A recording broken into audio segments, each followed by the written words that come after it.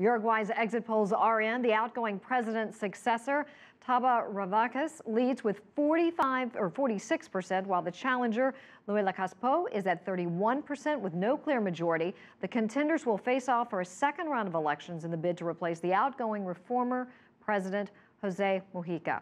CCTV's Joel Richards has more on his legacy and the country's future. Election day in Uruguay. The capital, Montevideo, awash with flags as parties running for office wrestle for visibility. This is the first time since the end of the dictatorship that I have been selling the same number of flags for both sides.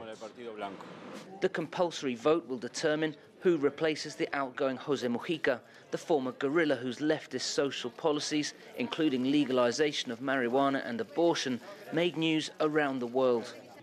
Mujica at a polling station in his trademark Volkswagen Beetle. He can't serve a second consecutive term. The Constitution forbids it. Former President Tabaré hopes to return to the office he occupied from 2005 to 2010.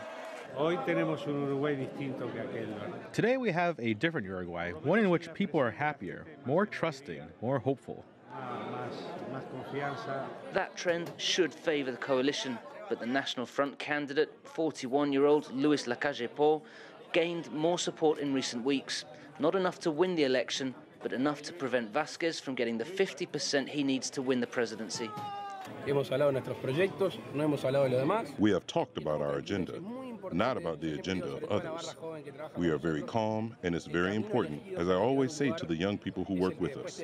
The path that we choose to get to a destination will later legitimize our actions. With Pedro Bordaberry of the Colorado Party also attracting votes, few political analysts here expect a first-round victory for the coalition. Candidates and voters alike have discussed whether the socially progressive policies, including the legalization of marijuana, will continue. But there are also many other concerns for voters.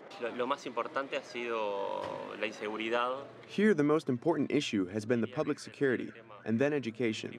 Those are the two main issues that all the candidates have spoken about.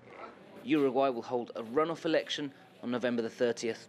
Joel Richards, CCTV, Montevideo.